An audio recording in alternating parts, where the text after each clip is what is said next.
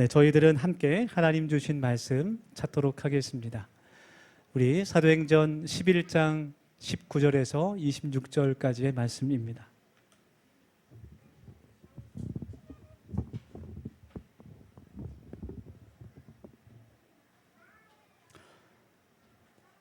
오늘 하나님께서 우리에게 주시는 말씀은 사도행전 11장 19절에서 26절까지 말씀입니다. 우리 한 절씩 교독하고 마지막 절은 함께 한 목소리로 읽겠습니다.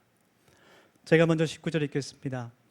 그때 스데반의 일로 일어난 환란으로 말미암아 흩어진 자들이 베니게와 구브로와 안디옥까지 이르러 유대인에게만 말씀을 전하는데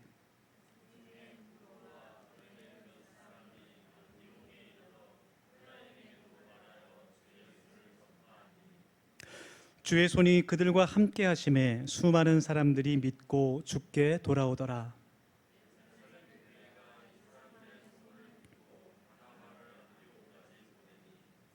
그가 이르러 하나님의 은혜를 보고 기뻐하여 모든 사람에게 굳건한 믿음으로 주와 함께 머물러 있으라 권하니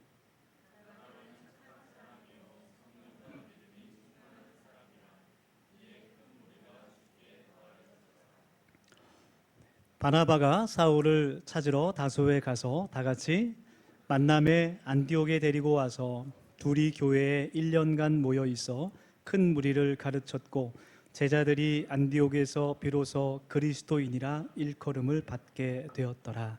아멘. 네, 우리 하나님의 말씀 나누기 전에 뒤에 옆에 분 또 계시 바라보시면서 우리 또 반갑게 우리 부수경 지사님 반갑습니다. 인사 나누겠습니다. 당신은 그리스도인입니다. 그렇게 또 선포해 주시기를 바랍니다. 네. 우리 지난주 금요일부터 오늘까지 우리 키움 유아부 아동부 여름 성경학교를 진행하고 있습니다. 또 하나님의 보호하심과 은혜 가운데 또 안전하게 금요일 날 수영장 다녀오고 어제부터 1박 2일로 교회에서 여러 가지 또 다양한 프로그램을 통해서 믿음의 세대라는 주제를 가지고 우리 아이들이 믿음으로 자라날 수 있도록 말씀을 가르치고 있습니다.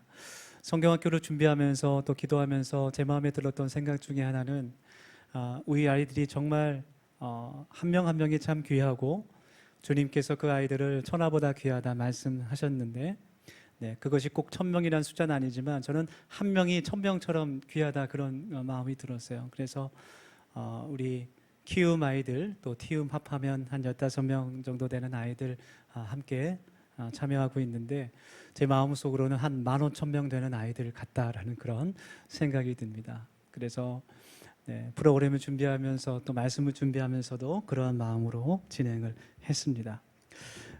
어린 아이들 사역하시는 그 사역자들 또 청소년 사역하시는 분들하고 얘기하다 보면 가장 그 어려운 점이 물론 하나님께서 귀한 마음을 부어주시기 때문에 어려운 사역들을 감당하시죠. 사역을 하면서 어려움을 겪는 것 중에 하나가 열매가 바로 눈앞에 보이지 않는다는 거예요.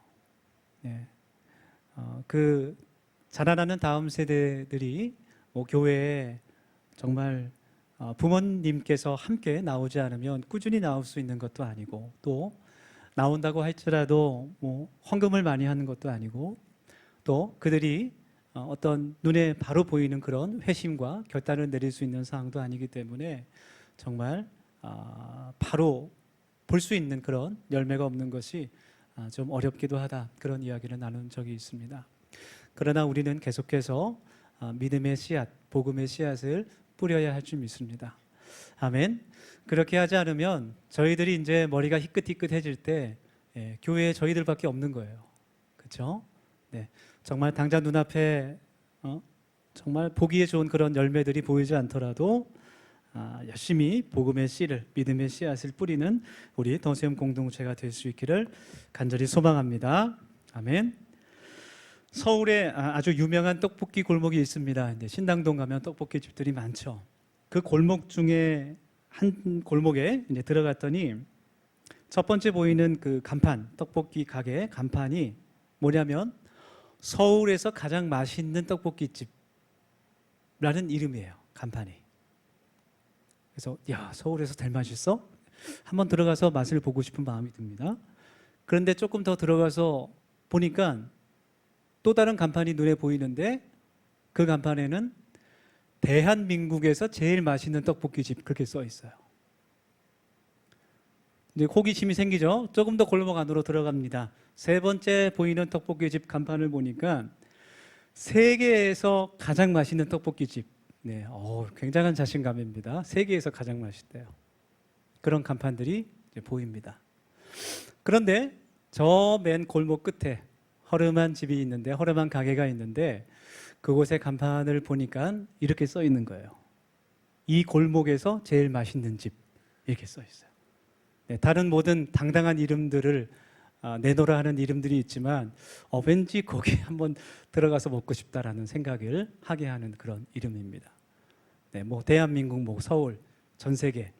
그런데 이 골목에서 제일 맛있다고 하니까 네, 가장 맛있는 집이 아닐까 그런 생각이 드는 것 같아요. 참 이름이 중요한 것 같습니다. 오늘 말씀을 통해서 우리 이름에 대해서 함께 나눠보려고 하는데요.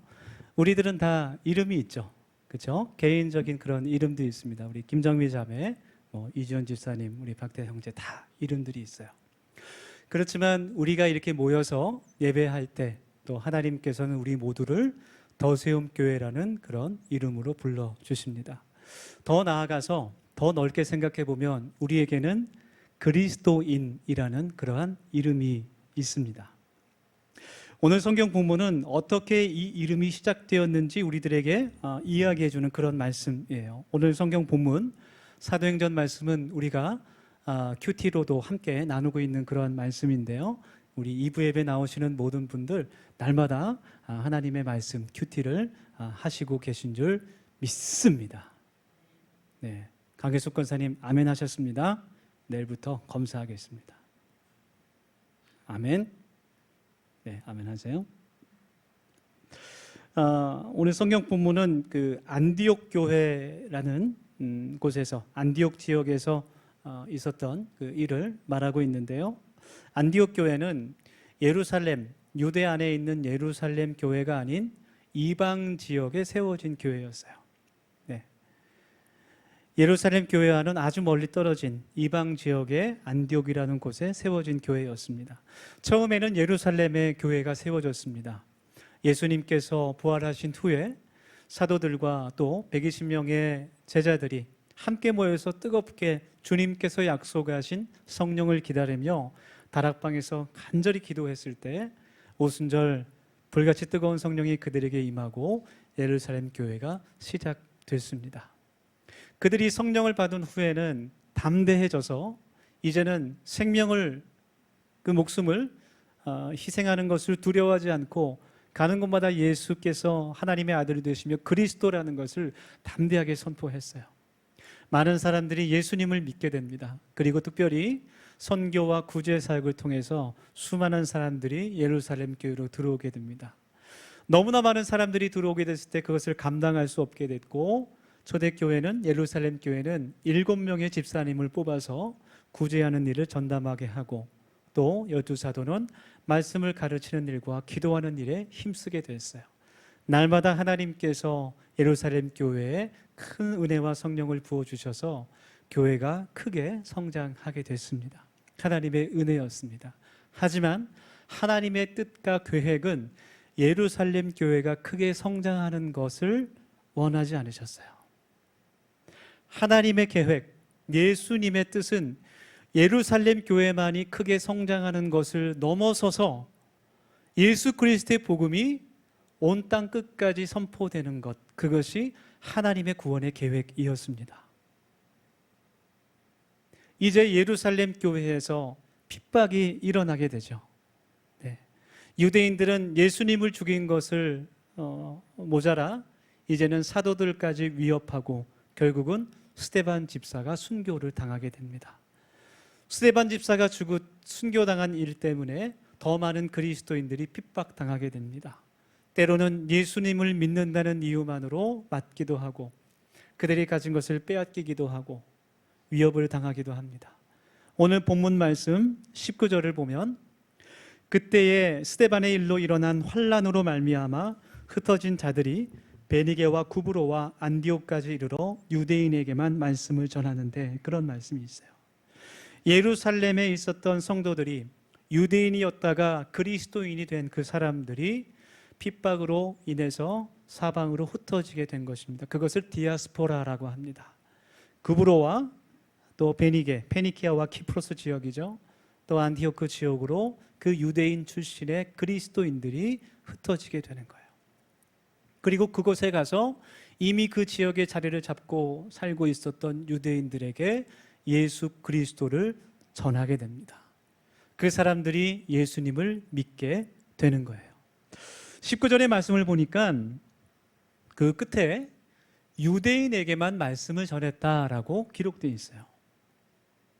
예루살렘에서 예수님을 먼저 믿고 구원을 받았던 그 성도들이 먼 곳으로 가게 돼서 그곳에서 같은 민족인 유대인들에게만 말씀을 전하는 것, 굉장히 당연하고 자연스러운 일입니다. 이방인들은 언어가 다를 수도 있고 또 문화가 완전히 다르고 또 유대인들처럼 구약 성경에 대한 지식이 전혀 없습니다. 무엇보다도 같은 민족, 나와 같은 민족인 유대인들에게만 하나님의 말씀을 전한다는 것은 어쩌면 당연한 일이었어요. 그리고 예루살렘 교회에 있었던 그리스도인들, 이제 예수님을 믿어서 새로운 피조물로 변화되었다고는 하지만 아직도 그들의 마음 가운데 이방인들은 하나님께 택함을 받지 못한 사람들이에요. 유대인들은 마음 가운데 뿌리 깊게 선민의식이라는 것이 있습니다. 우리 민족만 하나님께서 택하셨다. 하나님께서 유대 민족만을 구원하실 것이다 라는 것이 뿌리 깊게 박혀 있어요. 물론 하나님께서 베드로를 통해서 이미 고넬료의 가정을 구원하셨지만 아직도 예루살렘 교회 안에서는 유대인들만이 하나님의 선택을 받은 사람들이다 라는 그런 생각들이 있었어요. 그래서 유대인들이 이방인들을 바라볼 때 조금 과장한다면 저 사람들은 저주받은 사람들, 저 사람들은 하나님께 버림받은 사람들, 수준이 낮고 하나님의 말씀도 전혀 알지 못하고 악하고 더러운 사람들, 그렇게 생각했습니다. 그래서 그들에게 복음을 전하지 못하게 됩니다. 그러나 예수님의 뜻은 달랐어요. 예수님께서는 이 세상의 모든 편견과 경계와 또 한계를 깨뜨리시기 위해 이 세상에 오신 분입니다. 먼저 예수님은 하나님과 완전하게 동등한 분이시지만 예수님은 완전한 신성을 갖고 계신 분이지만 인간의 몸으로 이 세상에 오신 분이에요. 하늘과 땅의 경계를 깨뜨리시고 완전한 사람의 모습으로 이 땅 가운데 오신 분이 바로 예수님입니다.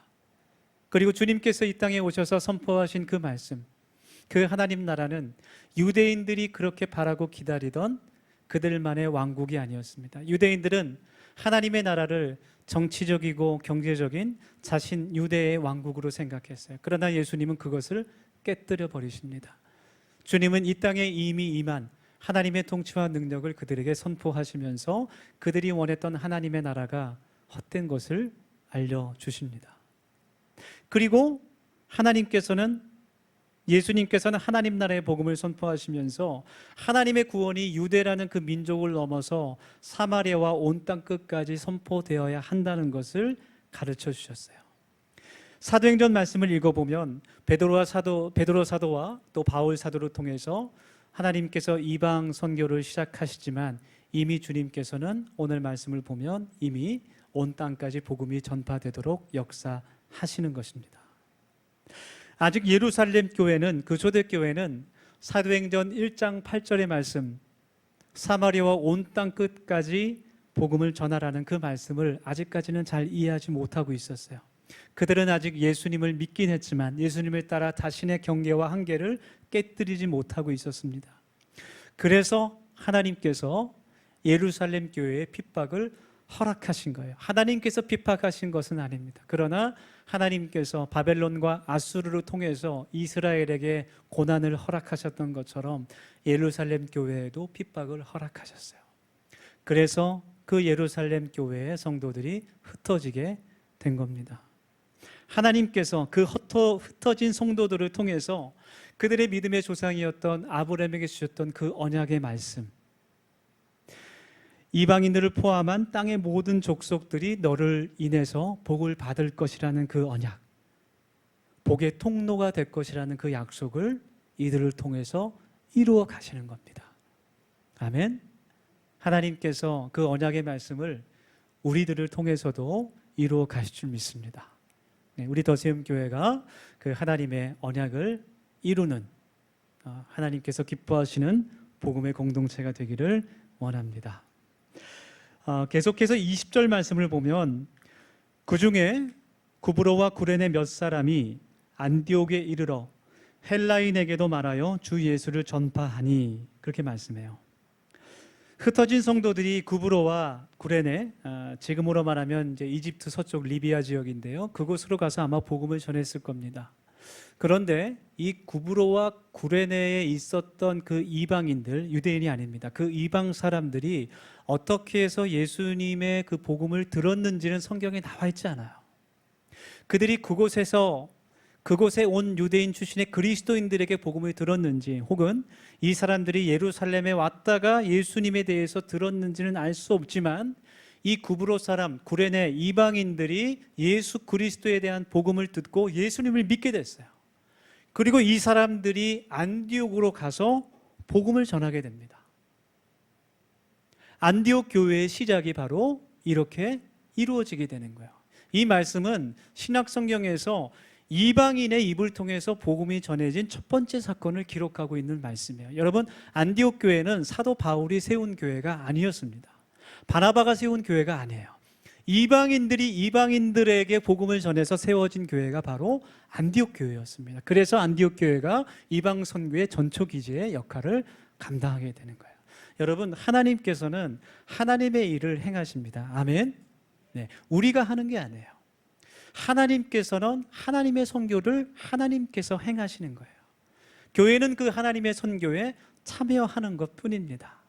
안디옥 교회는 예루살렘 교회가 바나바와 바울을 파송해서 그 사람들이 복음을 전해서 세운 교회가 아니라 자연스럽게 이방인들이 복음을 전해서 세워진 교회고, 그곳에 예수를 믿는 사람들이 생겨났다는 소식을 예루살렘 교회가 듣고 나서 바나바와 바울을 그곳으로 파송한 거예요.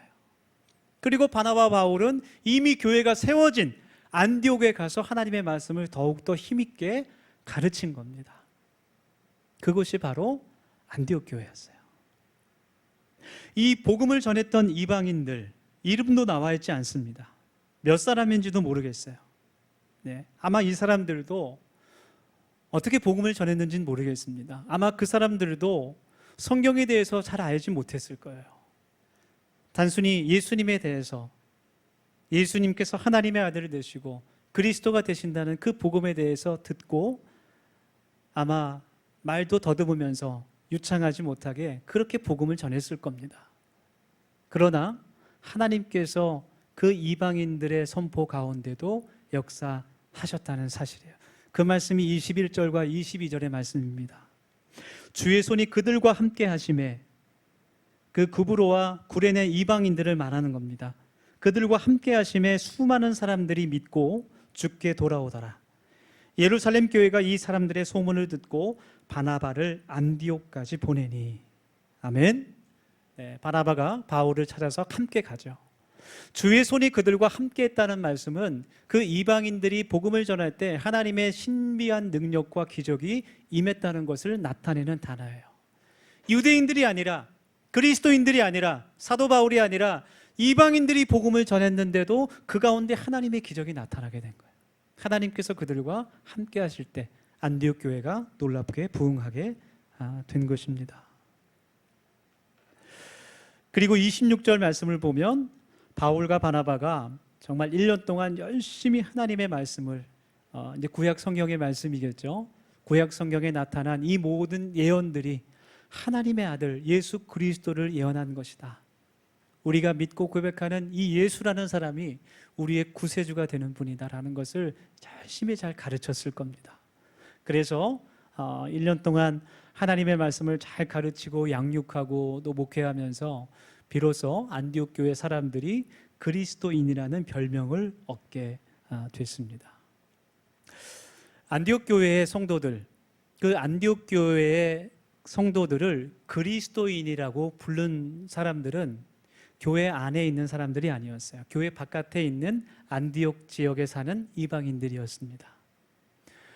하나님을 전혀 모르는, 예수님을 알지 못하는 그 사람들이 그 안디옥 교회 성도들을 보고 저 사람들은 그리스도, 예수라는 사람을 믿는 사람들이다, 예수라는 사람을 따르는 사람들이다라고 인정한 거예요. 이것이 중요합니다.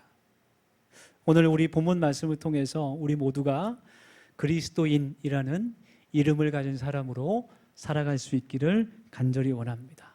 그 이름대로 당당하게 살아가고 예수님을 믿고 따르는 사람으로 누구에게나 어디에서나 불려질 수 있기를, 또 인정받을 수 있기를 바라고 원합니다. 아멘.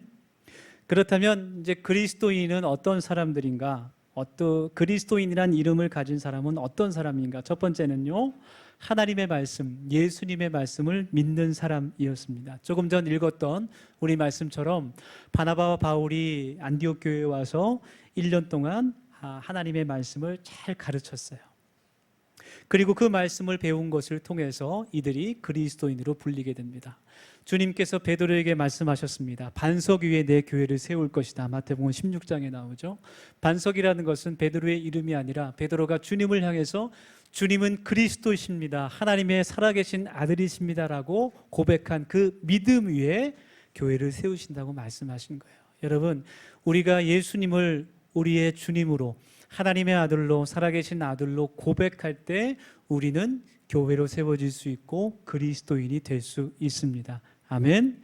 로마서 10장 10절 말씀은 분명하게 우리에게 선포합니다. 그러므로 믿음은 들음에서 나며 들음은 그리스도의 말씀으로 말미암았느니라. 우리가 하나님의 말씀을 읽고 또 묵상하고 때로는 공부하고 또 암송할 때 우리는 믿음의 사람, 또 건강한 그리스도인으로 세워지게 되는 거예요.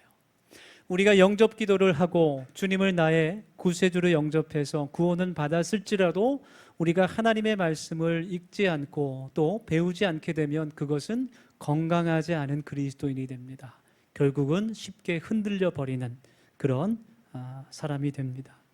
교회에는 다양한 사람들이 있고 정말 많은 사역들이 있어요. 말씀의 사역도 있고 예배 사역도 있고 찬양의 사역도 있고 또 우리 교육부도 있고 여러 가지 섬김과 봉사의 일도 있습니다. 그러나 교회에서 가장 기본적인 그 든든한 반석 같은 사역은 바로 우리가 하나님의 말씀을 배우는 겁니다. 우리 더시엄 교회가 앞으로 더욱더 배움이라는 그런 핵심 가치에 따라서 하나님의 말씀을 함께 또 암송하고 또 나누고 또 큐티를 우리 매일매일 생활화하고 또 말씀으로 교제할 수 있는, 말씀의 반석 위에 든든히 세워질 수 있는 그런 교회가 되기를 소망합니다. 할렐루야. 이제 그 말씀을 통해서 우리가 그리스도인의 정체성을 발견하게 되는 것이죠. 그래서 저는 기도하면서 또 하나님 앞에서 우리 더수염 교회 모든 성도들이 정말 어린 자녀들부터 저렇게 해맑게 놀고 있는 우리 이다미에서부터 우리 작년에 이르기까지 한 분 한 분 우리 모든 권속들이 다 하나님의 말씀을 통해 성장할 수 있기를 간절히 소망합니다. 아멘. 그래서 저는 여러분들을 한 명이라도 포기하지 않겠습니다. 네. 숫자가 엄청 많아지면 포기하는 일도 가끔 생긴대요. 여러분, 포기한다는 게 무슨 뜻이냐면, 목회자들이 포기한다는 말을 할 때는 그게 무슨 뜻이냐면 그냥 주일 성수를 잘 지키고 헌금을 잘 내는 사람으로 놔둔다는 이야기입니다. 그게 포기예요. 주일 예배를 빠짐없이 잘 드리고 헌금을 잘 드리는 사람은 그냥 놔둬도 괜찮다는 생각, 그것이 포기입니다. 그런데 하나님의 말씀을 읽어보면 너무나 분명하게 깨달을 수 있는 것은 하나님은 절대 우리가 예배만 잘 드리고 헌금만 잘 드리는 것을 원하지 않으신다는 거예요. 그것만을 원하시지 않습니다. 우리는 하나님의 말씀으로 성장해야 됩니다. 우리의 삶이 예배가 될 수 있어야 됩니다. 우리가 하나님의 말씀을 진리로 고백하고 믿는 말씀의 공동체, 믿음의 공동체가 되기를 간절히 원합니다. 네, 하나님은 절대로 우리를 포기하지 않습니다. 저도 여러분들을 포기하지 않겠습니다. 두 번째는요, 그리스도인이란 이름을 가진 사람은 예수님 안에 머물러 있는 사람이에요. 본문 23절의 말씀입니다. 그가 이르러 하나님의 은혜를 보고 기뻐하여 모든 사람에게 굳건한 믿음으로 주와 함께 머물러 있으라 권하니, 바나바와 바울이 안디옥 교회에 와서 안디옥에 있는 성도들에게 권면한 그러한 내용입니다. 안디옥이라는 도시는 너무나 많은 유혹과 시험이 있었던 곳이에요. 그래서 예루살렘 교회와는 비교할 수 없을 정도로 쉽게 흔들릴 수 있는 그러한 조건을 가진 교회였습니다. 안디옥이라는 도시는 그리스 로마와 동방 문화가 만나는 지역이에요. 접근 지역이기 때문에 물자, 무역도 굉장히 발달했고 여러 가지 문화가 충돌하다 보니까 혼합 종교, 다신을 믿는 그러한 문화가 많았습니다. 내가 더 많은 신을 믿으면 믿을수록 더 많은 복이 나한테 들어오고 내가 하는 일이 더 잘 되고 건강하게 살 수 있다라는 생각, 그 생각이 안디옥에 사는 사람들의 일반적인 생각이었어요. 그래서 그 사람들이 모든 다른 신을 제하고 오직 예수 그리스도만 믿어야 한다는 그 신앙을 지키는 것이 결코 쉽지 않았습니다. 큰 도전이었습니다. 그렇기 때문에 바울과 바나바는 그 사람들을 향해서 굳건한 믿음으로 주와 함께 머물러 있으라 권면한 것이죠. 다른 번역 성경을 읽어보면 굳건한 믿음으로 절대적으로 주님만을 의지하라, 주님만을 신뢰하라, 그렇게 번역이 되어 있습니다. 그래서 그리스도인이라고 불렸다는 것은 그들이 흔들리지 않고 성실하게 굳은 믿음으로 오직 예수님만을 의지하고 신뢰했다는 것을 뜻합니다. 그래서 그들이 그리스도인이라고 불렸고 그리스도 예수를 따르는 사람이라고 불렸던 것이죠. 우리도 모두 굳은 믿음으로 흔들리지 않는 그러한 그리스도인이 될 수 있기를 간절히 소망합니다. 늘 변함없이 하나님만을 의지하며 하나님만을 믿고 따르는 사람, 그 사람의 이름이 바로 그리스도인입니다. 지난주에 아까 광고했지만 우리 교육 목사님 이 자리에 없기 때문에 자세하게 얘기를 하겠습니다. 1부 때는 자세하게 얘기를 못했거든요. 우리 결혼하실 분하고 같이 식사를 했어요. 저희 부부하고 식사하면서 이야기 나누면서 제가 질문을 했죠. 그 자매에게, 성인 자매인데 이효일 목사님 어떤 점이 마음에 들어서 교제를 하게 됐습니까? 딱 질문을 했어요. 그랬더니 이제 이야기하는 것이 성실하고 언제나 변함없는 모습이 마음에 들어서 교제하게 됐습니다. 그런 대답을 하면서 눈이 하트로 변하는 것을 제가 목격하게 됐습니다. 네, 앞으로도 변함없는 행복한 가정을 꾸릴 수 있도록 우리 같이 축복하며 기도해 주시기를 바랍니다. 아멘. 우리도 하나님 앞에서 늘 변함없는 성실한 믿음의 사람이 되기를 원합니다. 마지막 세 번째로 그리스도인이란 하나님의 말씀을, 예수님의 말씀을 믿는 것에서 그치는 것이 아니라 그 말씀대로 순종하며 행하는 사람이라고 할 수 있습니다. 그리스도인을 말하는 그 헬라어 원어의 발음이 크리스티아노스라고 하는데요. 직역하면 그리스도에게 속한 자라는 그러한 뜻입니다. 이 단어는 단순히 그 사람의 말을 믿는 것이 아니라 그 사람의 말을 믿고 따르며 그대로 살아가는 제자라는 성격이 강한 그러한 단어입니다. 여러분, 그리스도인이라는 것은 원래 칭찬하는 그러한 말이 아니었어요. 우리가 교회 안에서 아유 집사님 정말 그리스도인다우십니다, 참 그리스도인입니다 이렇게 칭찬하죠. 그런데 이 안디옥 교회에서 나온 그리스도인은 칭찬의 말이 아니었어요. 교회 바깥에서 그들을 부르는 말이었습니다. 교회 밖에 있는 예수님을 모르는 그 안디옥 사람에게는 예수라는 사람은 유대인이었고 나사렛 출신의 사람이었고 로마에서 십자가 형틀의 사형을 받은 죄수일 뿐이었어요. 그 이상 그 이하도 아니었습니다. 그 예수라는 사람을 믿고 따르는 사람, 객관적으로 그렇게 부른 거예요. 칭찬으로 부른 것이 아니라. 그런데 그 말에 그리스도인이라는 그 핵심이 담겨져 있어요. 그 말 가운데 단순히 그 사람의 말을 믿는 것을 넘어서서 그 사람의 삶을 닮은 그 사람의 말을 실천하는 사람이라는 뜻이 들어가 있는 겁니다. 오늘 말씀을 통해서 우리의 믿음과 우리의 삶이 예수님께 속한 삶이 되고 있는지 우리가 묵상할 수 있길 원합니다. 여러분, 지난주에 이제 청소년 수련회 금토일 열리게 됐는데 우리 청소년 가운데 한 명이 우리 교육 목사님한테 그런 말을 했다고 그래요. 제가 전해 들었는데 그 친구는 부모님이 교회 나오지도 않아요. 할머니만 교회 다니시는데. 근데 수련회를 마치고 믿음도 없어요. 그 교육 목사님께 이제 그런 얘기를 했다고 그래요. 교회 다니는 사람은 좀 다른 것 같아요. 세상 사람들하고는 좀 다른 것 같아요. 다 착한 것 같아요. 그런 말을 했다고 그래요. 저는 그 이야기를 듣고 마음에 굉장한 울림이 있었어요. 우리가 모든 사람에게, 하나님을 알지 못하는 모든 사람에게 그런 말을 들어야 되지 않을까. 세상 사람과는 다르다는 말을 들을 수 있어야 되지 않을까. 여러분, 기독교인, 교회를 다니는 사람이라는 그 말이 정말 요즘은 참 부끄럽기도 할 때가 너무나 많은 것 같아요. 세상과 똑같은, 오히려 세상보다 더 악하다는 그런 표현으로 쓸 때가 많습니다.